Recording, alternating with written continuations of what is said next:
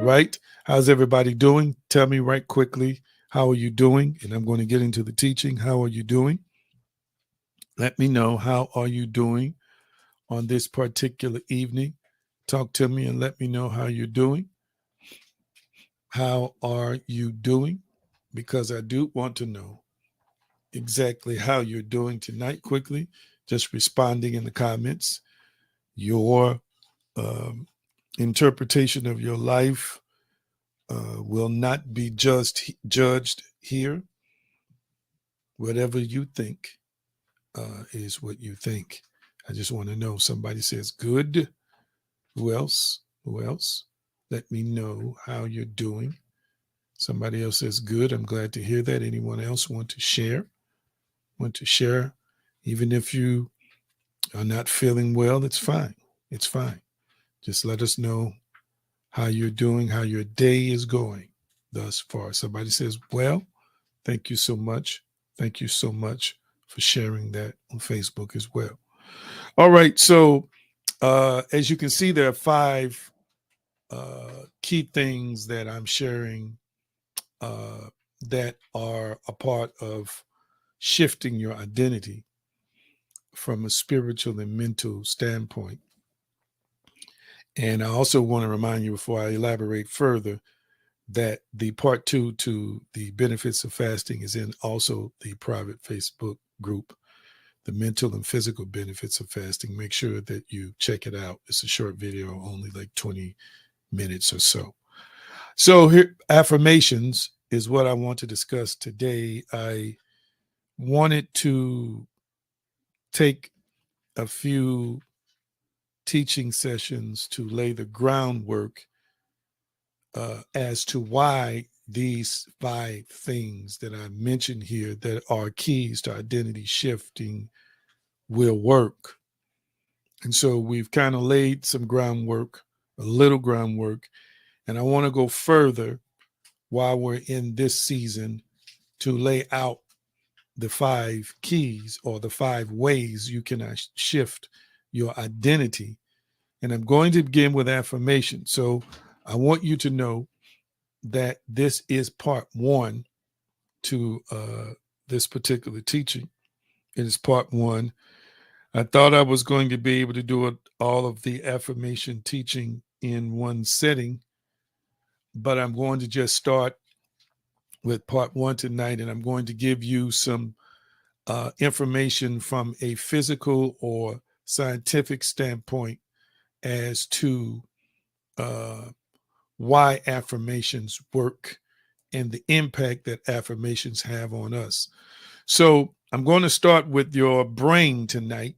So I want you to type in the comments section, the brain. The brain. I want you to type in the comments section, the brain. The reason why I'm starting with the brain is because sometimes when we start having these kinds of discussions on how to identity shift, which essentially is the ability to manifest a new you, sometimes people think this is hocus pocus or it's mysticism or it's pure spiritual theory, so forth and so on, when there is really science to back up this teaching.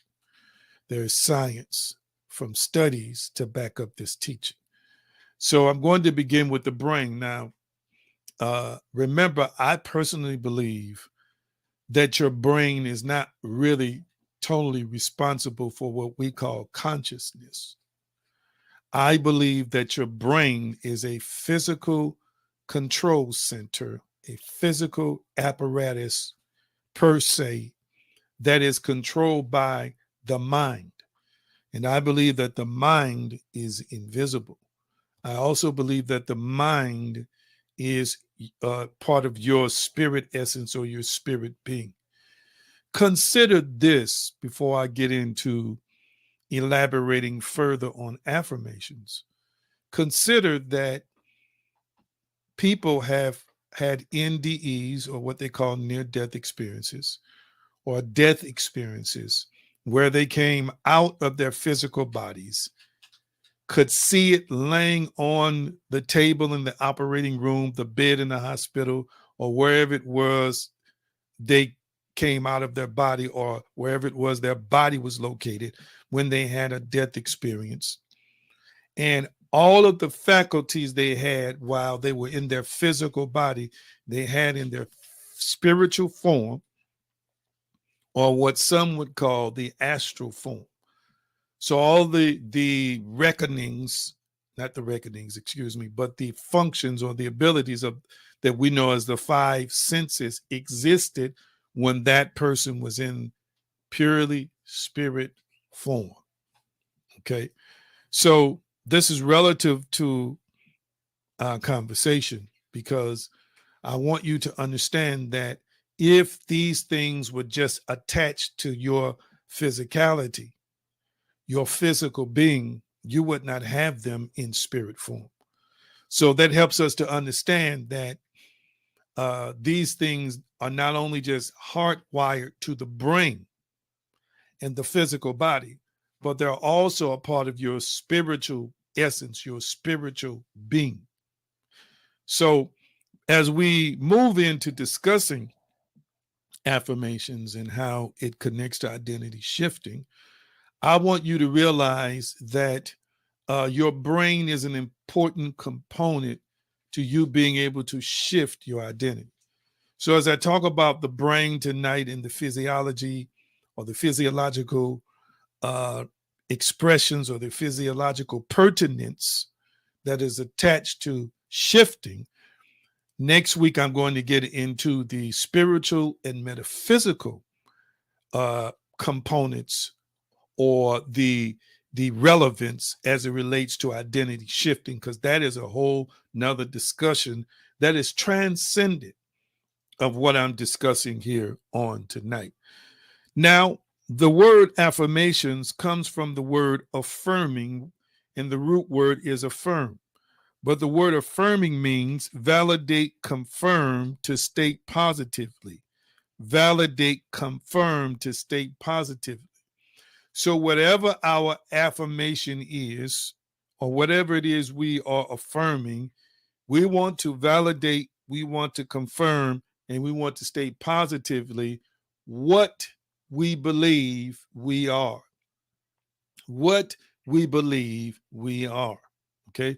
So, an affirmation is going to be something that we are thinking and speaking about ourselves. It is something that we are thinking and speaking about ourselves. And affirmations can be done, and they are done daily, in a negative or positive way. So you can negatively affirm yourself by thinking negative things about yourself. For example, if you repetitiously say to yourself, I'm not pretty, I'm not smart, and opportunities do not come my way, that is an affirmation. You're saying it inwardly, you're affirming it in your thoughts, and then many times when you speak it out, what you think, you're affirming it in your speech. And of course, you can affirm it in your actions too, in the way that you act. That is an affirmation. But then there are positive affirmations. Good things are always coming my way. Opportunities always present themselves to me. I am lovely. I am a person who loves. I'm a person who is magnetic. I'm a person who's charismatic. Good things always come my way. That's an affirmation too, that you say in your mind and that you say out of your mouth. That would be considered positive affirmations or positive affirming. So we got the definition out of the way. So I felt it was important that I kind of give you some of the self-affirmation theory that was created by Claude M. Steele, who it was a or is a social psychologist and is a professor emeritus at Stanford University. He's the one who came up with the name self-affirmation theory. So let's type that in the comments section, self-affirmation theory. Let's type that in the comment section. I just typed it, self-affirmation theory. I'm going to put it up on the screen briefly. Self-affirmation theory. Self-affirmation theory. Self-affirmation theory. I want you to type that quickly in the comment section, self-affirmation theory. Okay. Self-affirmation theory. Type that quickly in the comment section. Self-affirmation theory. All right. Self-affirmation theory. I'm getting ready to define what that is for you in just a few minutes. This is part 3 of the identity shift. Part 3 of the identity shift. Let's see who's typed it already. Wonderful, wonderful, wonderful. So let me define it for you. This is important. Once again, a lot of times when you hear spiritual teachers teach, or we have skeptics and they think, okay, they're talking this spiritual stuff that can't be validated, they can't be proven. Yes, it can. And I'm a firm believer that there is an explanation somehow, some way that would eventually align itself with spiritual things and supernatural things. We may not discover it in our lifetime, but eventually science emerges to just confirm the experience. Science doesn't necessarily validate, it just it emerges to confirm the experience. Let me define or share with you what the self-affirmation theory is. I need to get this to you because I want you to have the intellectual side of it as well. And this definition was taken from the APA, or the American Psychological Association or Psychology Association Dictionary. It's the concept that people are motivated to maintain views of themselves, as well as adapted, moral, competent, stable, and able to control important outcomes. Important outcomes. This is a part of the self-affirmation theory. When some of this aspect of this self-view is challenged, people experience psychological discomfort. They may attempt to reduce this discomfort by directly resolving the inconsistency between the new information and the self by affirming some other aspect of self or both. Self-affirmation theory has been used as an alternative to cognitive dissonance theory for explaining some phenomena. Now, when we start using affirmations, listen to me, fam. When you and I start using affirmations, we are using it to create an image and an identity that we desire. We are using it to create an image and an identity of ourselves and of our lives that we desire. This is why we are affirming. So as a part of this definition that I just read, I reread it, they may attempt to reduce this discomfort directly, resolving the inconsistency between the new information and the self by affirming some other aspect of self or both. So basically, when something negative happens, sometimes people create an affirmation to counteract, or they believe to counteract their experience in terms of contradiction. So something is happening that's inconsistent with their known reality, and they create an affirmation to try and align the new inconsistent experience with their general experiences. I teach you affirmations, and many teachers are teaching you affirmations. In scripture, we call them what's the word? It's not affirmations, confessions. We use the word confessions. We teach this because we know that it is a way to program you as a being to change your circumstances. So what you typically know as normal circumstances or reality, affirmations has the power, if you embrace it and receive it, to shift you from that. So these affirmations that we create is actually new information that we are presenting to our mind and presenting to ourselves consciously and subconsciously to change our reality. Am I making any sense thus far?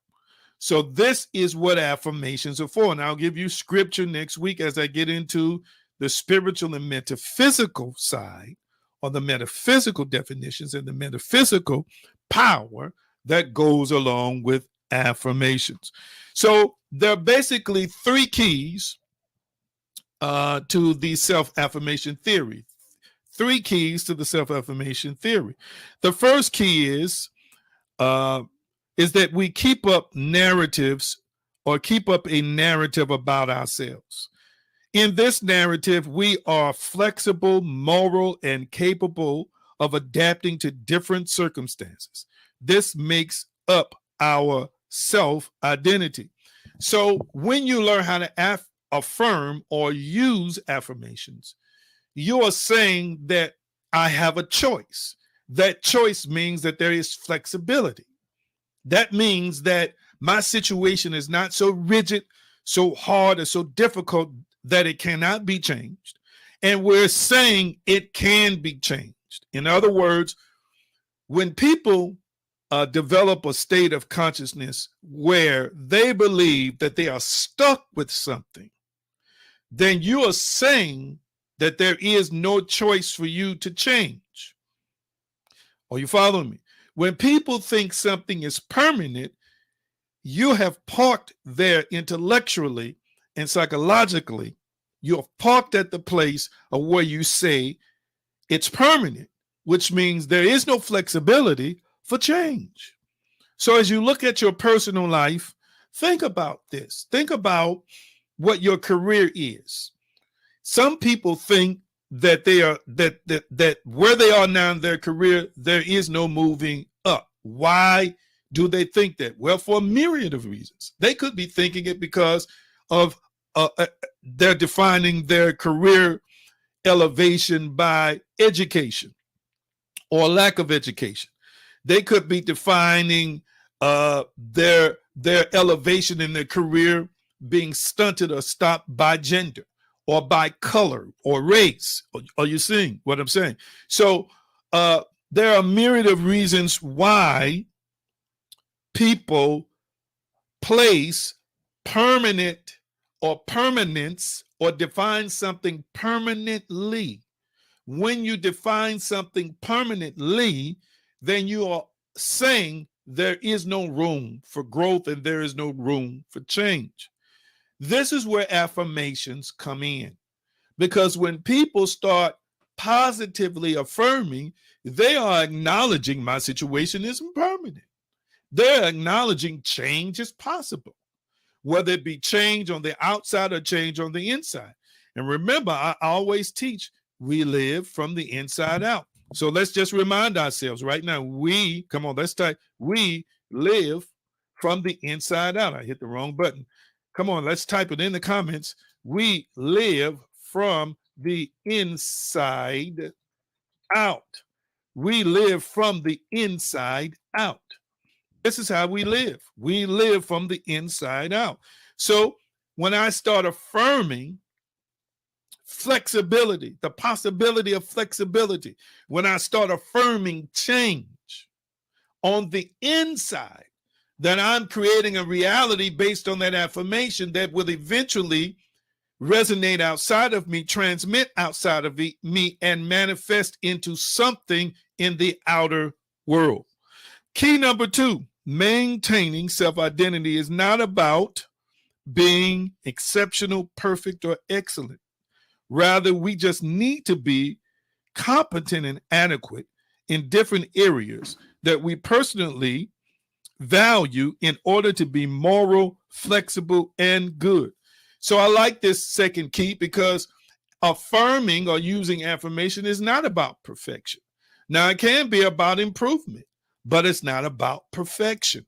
It is about us understanding, us recognizing that we have a competence or a competency level in different areas of our lives, and we have the ability as we choose to enhance or grow or shift those areas of our lives into something better. Okay. And then key number 3, we maintain self-integrity by acting in ways that authentically merit acknowledgement and praise. So we're not going to create an affirmation that we don't vibe with, that we don't connect with. okay, or that we don't desire, okay? We're going to create something that produces results that will, when people acknowledge it, they will celebrate it and we will be thankful for it. All right. So now watch this. The power of affirmations as it relates to neuroscience. Now consider this again. We're talking about thinking and speaking. I want you to type it in the comment section. Thinking and speaking. Just type thinking and speaking. Thinking and speaking right quick. You're in class. Thinking and speaking. Typing and writing things helps you to remember it. Thinking and speaking. So type that. Thinking and speaking. If you got a notepad, write it down. You remember more when you actually write using a pen or paper on a pad. Your brain retains it longer. Thinking and speaking. Affirmations, when we utilize affirmations, we're affirming it within, in our thoughts, of course, also in our imagination. I could have added that.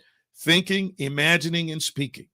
So our imagination is affirming whatever it is we are desiring to affirm about ourselves. And then we speak it. Our speech affirms or agrees with what we're thinking or what we're imagining. Those three things must harmonize. So sometimes people are thinking something, but they're imagining something different.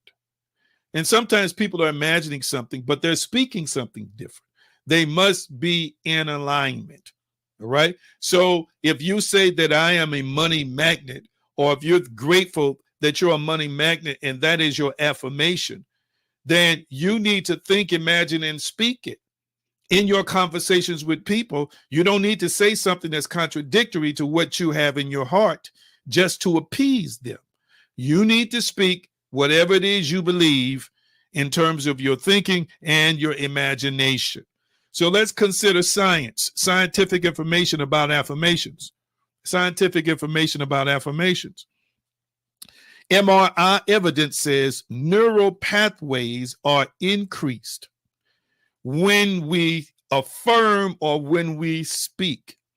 So the ventral medial prefrontal cortex, involved in positive valuation and self-related information processing, becomes more active when we use affirmations. When we use affirmations, okay? It becomes also more active when we consider our personal values, which also become a part of our activation system. So the ventral medial prefrontal cortex, okay, is more activated or lit up under scans, the scans, MRI scans, when we affirm. So the brain is a part of the affirmation process, okay? Let me move on. Inner dialogue, this once again is affirmation, because when I'm affirming something, I'm talking to myself. It is self-talk. It is me using my inner voice to say new things to myself, okay? Good works on my behalf, or things always work for my good, or things are rigged in life to work for my good. If that is my affirmation, my brain lights up to that. My brain takes notice of that. Okay. Now, this inner dialogue makes something reality in the mind. Okay. Something reality in the mind. All right. So, in other words, when we use language and positive self-talk, okay, when you and I use language and positive self-talk, it intercepts and reshapes perceptions. Okay. So you can use this language and positive self-talk to intercept and reshape perceptions, to intercept and reshape perceptions. Let me find my definition of perceptions. I could say it off the top of my head, but I intentionally wrote it down for you on purpose. Let me give you the definition of perception and perspective right quick. Perception is what you interpret. It is your understanding of a given situation, person, or object. It is your understanding. It is the meaning you assign to any given stimulus. Affirmation has the ability to change your understanding and your meaning.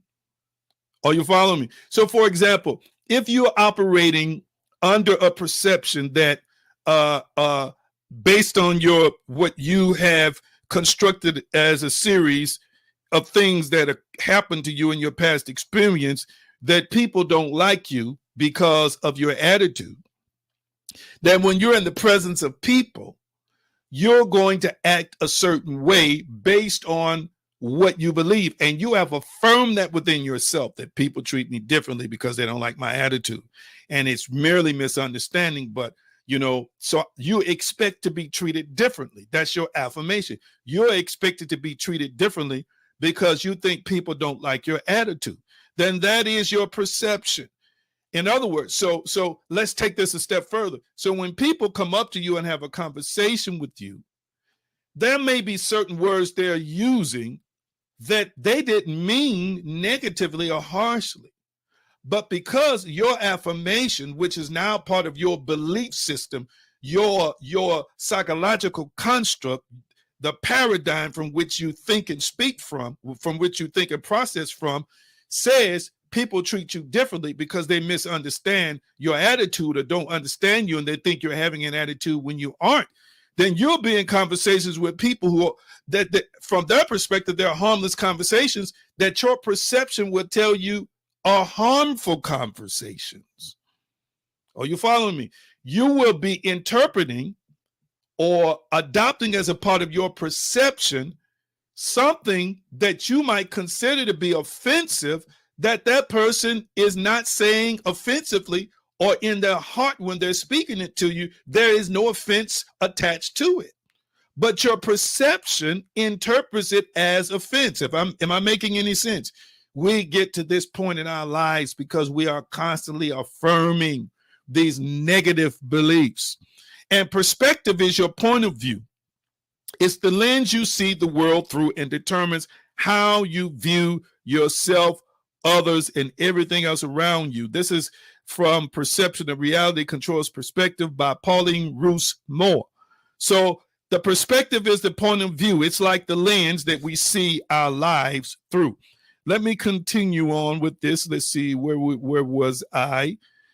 So once again, the power of inner dialogue or affirmation is that if we've got negative stuff, negative thoughts going on in our mind, through inner dialogue, we can intercept and reshape those perceptions. Isn't this powerful? Isn't this powerful?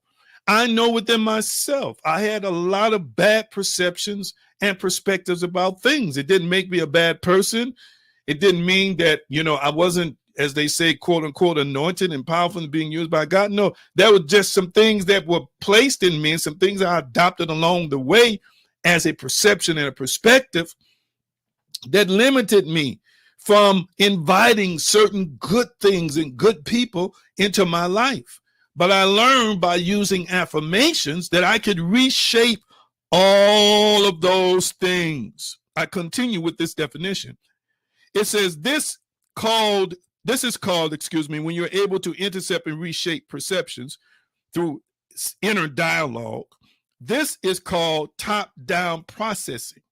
You can use executive function of the prefrontal cortex, or what they call in this article, the upbrain, to send declarative messages, which means a declaration message, to your more subconscious, what they call the downbrain, where implicit memories are formed and stored to create an optimistic perspective, which is a viewpoint of the world. This is from an article I read in Psychology Today. Psychology Today.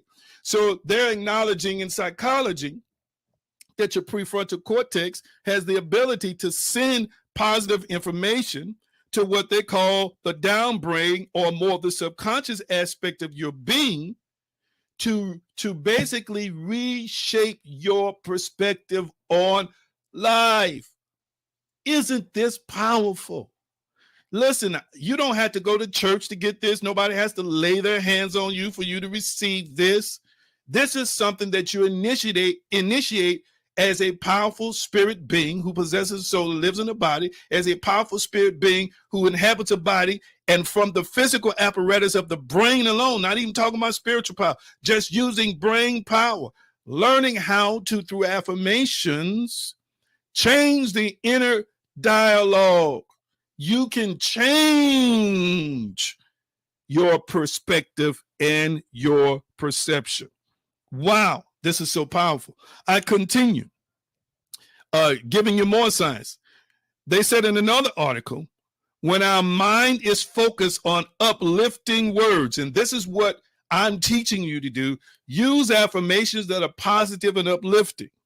When our mind is focused on uplifting words, pleasure chemicals like dopamine are released, and the reward center of the brain is stimulated. Our sense of stress and anxiety is reduced, and the body is able to relax and thus focus on maintenance and healing, according to Dr.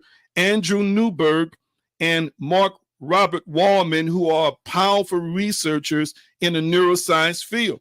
Can I give you a fact, a fun fact that you probably didn't know and connect to your church experience? When you hear a good message that you like, dopamine is released in your brain. Catch what I'm saying? Dopamine is released in your brain. And watch this. When I say a good message, that's relative, because what's good to you may not be good to somebody else. Watch this. So if a good message to you, I got to go on and go there with your family. If a good message to you is about beating up people about their faults and sins, if you consider that to be a good message that makes God happy, then you have incorporated that as your perception. So guess what you want to hear? Turn that down. So guess what you want to hear that makes you happy all the time? You want to hear a message about beating people up. You want to hear a message about sin. That's what you want to hear, a message that stimulates that part of your brain that has been trained to interpret this is good, good, good, good, good. Okay. Another example of this is if you thrive off of self-deprecation, always putting yourself down. So if putting yourself down protects your heart and protects you from what you perceive to be failure or disappointed, and it makes you feel good because it is a protective mechanism, whenever you say negative things about yourself, watch this, there is something that's going to be released in you to support that because you like that. So a lot of our experiences, watch this, that we are attributing to the anointing, making us feel better, to the word making us feel better, is simply you and I, our brains have been trained to respond to these as good things and release dopamine, once again, which is a pleasure chemical in our body to make us feel good in the moment. Lord have mercy. So when our mind is focused on uplifting words, pleasure chemicals like dopamine are released, and the reward center of the brain is stimulated. The reward center of the brain is stimulated. Our sense of stress and anxiety is reduced, and the body is able to relax and thus focus on the maintenance and healing. So when we're able to use uplifting words, okay, and we start training our brain to receive these uplifting words, then guess what? Dopamine is released, and we feel the sense of reward. We feel the sense of pleasure. We feel the sense of even relaxation. This feels so good. This just feels right. Yes, you just want to celebrate. Okay. Once again, I'm sharing with you the power of affirmations, which in medical science, they're talking about inner words that we speak to ourselves. All right. Newberg and Wallman again said, concentrating on positive thoughts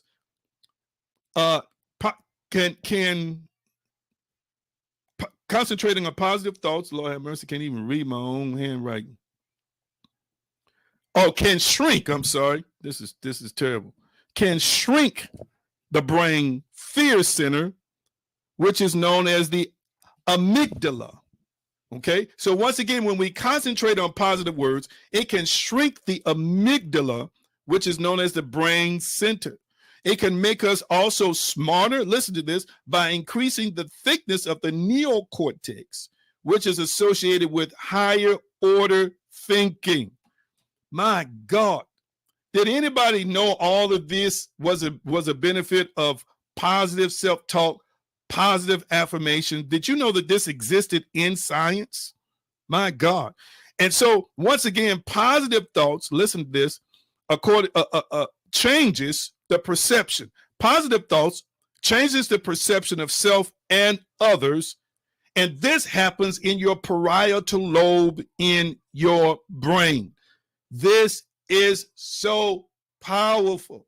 So once again, there's science to prove that when you start using affirmations, okay, next week I'm going to talk about death and life being in the power of the tongue. Next week, I'm going to talk about as he thinketh in his heart, so is he. We read from scripture and other texts, but this is scientifically proven.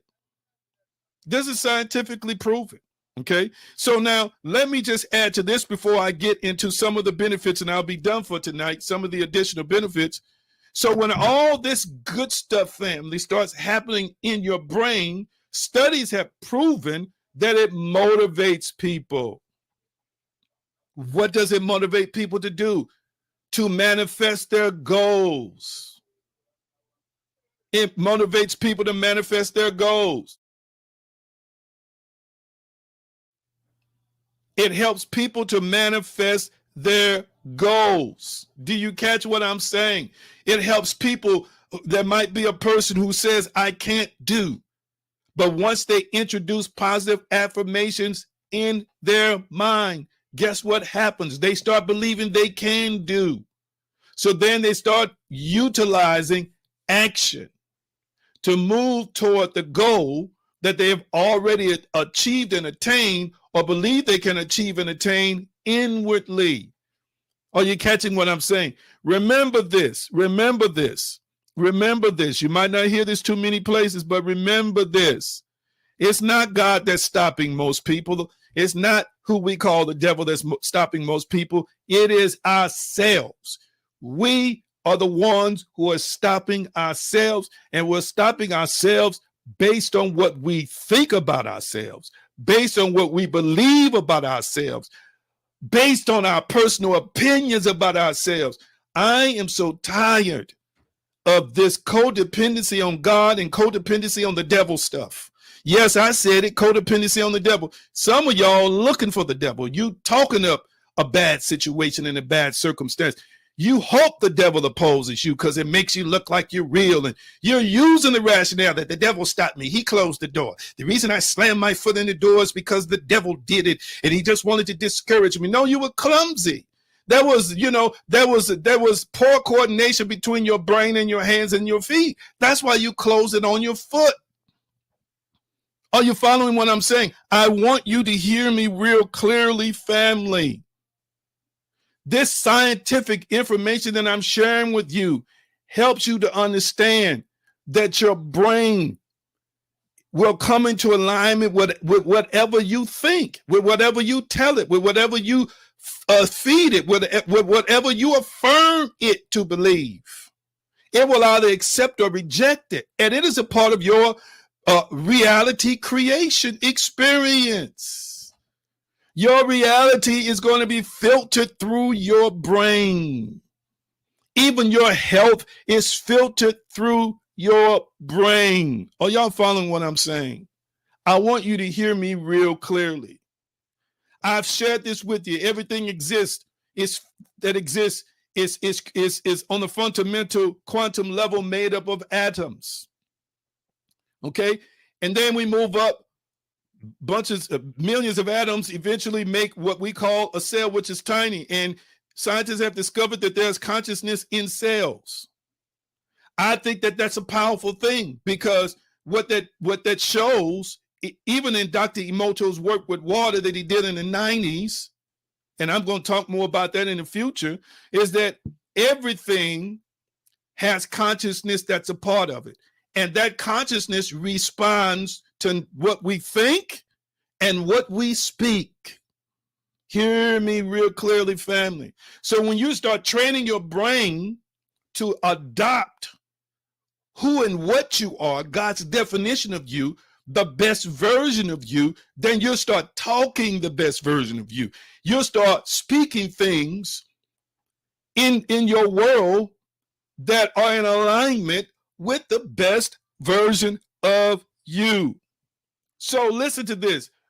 Listen to this. Yes, it is possible for people to have good jobs, but crappy thinking. But I guarantee you that crappy thinking is manifesting in relationships. It's manifesting in their health. Come on now. So having a good job means that they are able to affirm to get a good job, but they have not affirmed to keep a relationship intact. They have not affirmed to have balance or unity in their family. Are you following what I'm saying?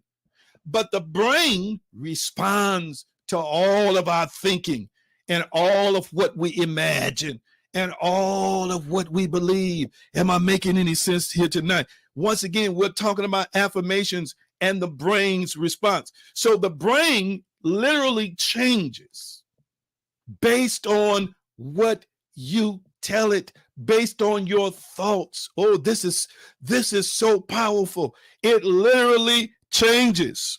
And once the brain changes, watch this, it is reflected in your behavior and reflected in your outer world what that reality is. My. Somebody, am I making any sense? So when you start positively affirming, it'll move you out of darkness into light. When you start positively affirming, it'll move you out of brokenness into abundance. Come on now. See, I don't even want to get into this discussion tonight, but I've shared it with you before. Okay, I've shared it with you before. Energy, there is what they call cognitive energy. And the energy that you and I possess is not self-retentive, or it's not self-retaining, excuse me. It transmits. That's another component of positive thinking. It doesn't just stay with you, it's contagious. And that energy leaves your body. It leaves your physical body and travels. It travels in the atmosphere, okay? And it creates or discreates. It manifests, whatever. I need you to see the power of this. Your brain is involved in this whole process. Let me give you what they consider to be some benefits of the self-affirmation theory or self-affirming. Number one, it decreases health deteriorating stress. It decreases health deteriorating stress. People who use affirmations or have positive self-talk or talk to themselves positively, okay, science says in one article I read that I didn't list here, that it releases cortisol, more cortisol in a healthy way to help reduce stress. Just because, listen to this, you are thinking positively. Just because you are thinking on good, beneficial things. Are you following what I'm saying? The next benefit is it helps increase physical behavior. Athletes do this all the time. They positively self-affirm. So there are times when I'm working out, there's a certain amount of push-ups I want to do. Okay. And what do? Sometimes I set the top goal. Other times I set the middle goal. And when I get close to the middle goal, I move it up in my mind. Watch this. But when I move it up in my mind, I'm seeing myself having accomplished the 30 push-ups. And I think, no, I don't have time to get into it. I'll get into it when we get into meditation. When we get into meditation, I'm going to pull out that study that I shared with you all about comparing athletes just meditating, mainly meditating and a little physical activity. There are 5 different groups. I'll get into all that. But I'm trying to show you the power of positive affirmations or affirmations in general on your brain. It can improve your physical behavior. So listen to this. If you tell yourself, and this is one of the things I started learning when I started working out again years ago and so forth and so on. When you use the treadmill, for example, and I like the high intensity interval training, they call it HIIT, but that's neither here or there. I'm bringing this up to say you got to train your mind to enjoy the process. If you overdo it, and this is what some people do, they don't work out in a long time, so they get on there and they trying to run 5 miles. Okay, and they say they get 5 miles done, they're extremely tired. And then they say, well, I haven't lifted weights in a while, so they go in there and try and go, say they normally lift 300, 400, they try and start at 200 and 250. And when they're done, what you have done is you've left a bad impression on your mind, because all your muscles are telling you this is killing me, this is terrible, we don't like this. And what happens is you've set up an image and set up a thought in the mind that is distasteful.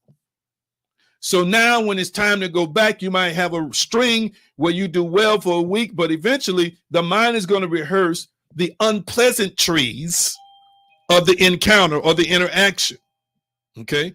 And so what will eventually happen is it won't want to do it anymore. And since it won't want to do it anymore, then this is your motivation not to do it. Not to do it. Are you following what I'm saying? So this is what I want you to understand. This is what I want you to see. See if you can open it. This is what I want you to see, is that it is important that you program yourself with affirmations. You start yourself out a little bit at a time where it's a pleasant experience for your body, and your body won't mind repeating it. Okay. Number 4, you're less likely to dismiss harmful messages and be willing to change. You're less likely to dismiss harmful messages and be willing to change. In other words, when you get a message that doesn't agree with you or that appears to be harmful, okay, you won't panic. You'll entertain it. There are some people that I don't want to know, I don't want to know, don't tell me, because they know in the way that they process things that they're going to process it through a negative filter, and it's going to manifest negative results in their life. Okay. But people who positively affirm can handle the challenging news. They know how to process it. It's also been shown in studies. Number 4. Okay. Number 5, academic achievement. All right. When people positively affirm, they excel academically. There's something about telling yourself you're smart and intelligent. And let me help you with something right now. If you're saying I'm not intelligent, I'm not smart, I can't do math, I can't do algebra, I'm not good at English, or I'm not good with people, stop it. Stop it. That's negative affirming or negative affirmations. Please stop talking down to yourself. Please stop insulting yourself. That is an affirmation that is training your brain not to comprehend certain things. It is training your brain to believe you can or cannot do something. And in this case, it's training your brain to believe you can't do. Hear me real clearly, family. This is powerful, powerful stuff. And then number 6, it lowers stress and rumination. In other words, when we positively affirm, stress levels go down. Okay, you're creating a reality within yourself, okay, that I'm in control, that things work out for the good. Are you following me? And you might be in the midst of a crisis, but you won't let the crisis define you. You would define the crisis. And let me repeat that in a different way. Family, don't let the crisis define you. Don't let the trouble define you. Don't let people who are opposing you define you. You define the experience. You interpret the experience. Listen to this, through the lens of whatever your powerful, positive affirmation is. Train your brain to believe that good works for you. Train your brain to believe all things work together. Train your brain to believe no matter how dark it may seem to be, there's always light somewhere. Train your brain to believe that you always come out on top. Train your brain to believe that the whole universe is conspiring to bless you, to empower you, to make sure you have the best experience possible. Are you following me? Listen, if you start affirming things like that, oh, it will change you so radically.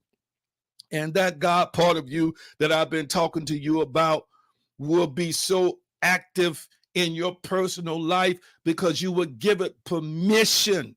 You would give it permission to respond in the most positive ways, no matter what happens.